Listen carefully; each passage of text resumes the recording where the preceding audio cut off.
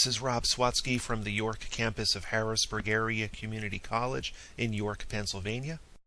And in this podcast, I'll be continuing my review of the bones of the appendicular skeleton, focusing on the bones of the arm, specifically the location and surface landmarks of the humerus. The humerus is the upper arm bone in the brachial region, and it's the largest and longest bone of the arm. It articulates with the scapula on its proximal end and with the radius and ulna on its distal end to form the elbow joint. Okay, let's take a look at the bony landmarks at the proximal end of the humerus. This is the head, the rounded portion that articulates with the glenoid cavity of the scapula to form the shoulder joint, also known as the glenohumeral joint.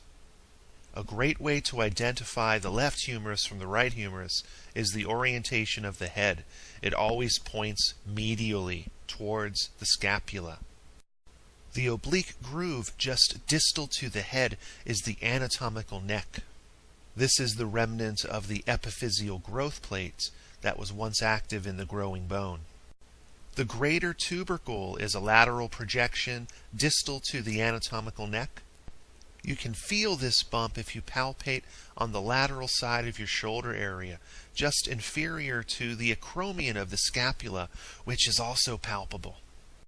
The lesser tubercle is the anterior projection just inferior to the anatomical neck. The intertubercular sulcus is the groove found between the greater and lesser tubercles.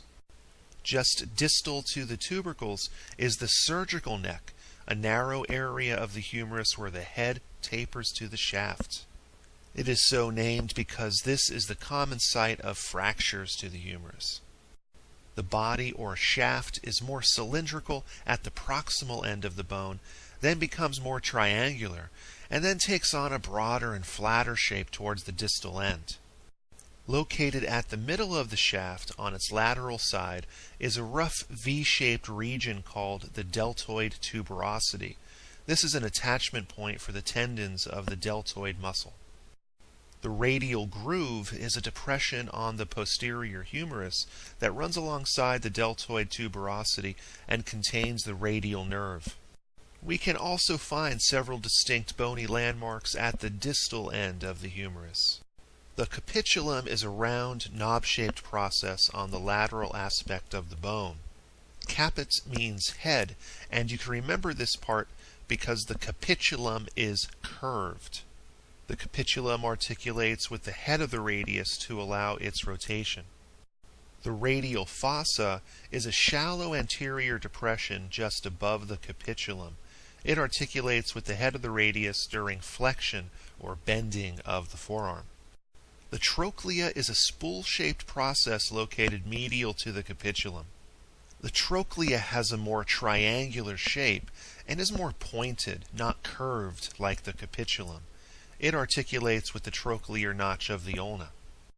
The coronoid fossa is an anterior depression that articulates with the coronoid process of the ulna during flexion of the forearm. The larger and deeper depression on the posterior side of the humerus is the olecranon fossa.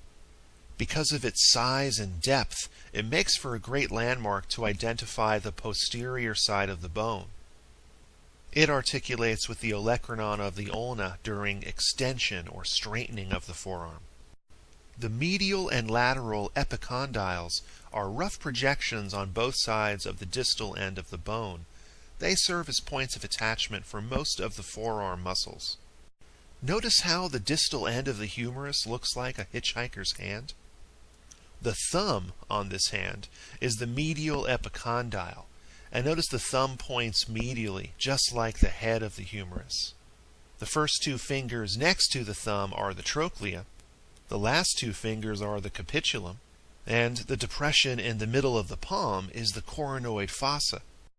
Another area you can palpate is the region right above the posterior surface of the medial epicondyle. This is the ulnar nerve. And this is the nerve that causes you to feel a sharp pain when you hit your elbow, also known as your funny bone. And that's the end of our review of the humerus. I hope you're finding my podcast helpful in your study of skeletal anatomy. Thanks a lot for watching. Bye.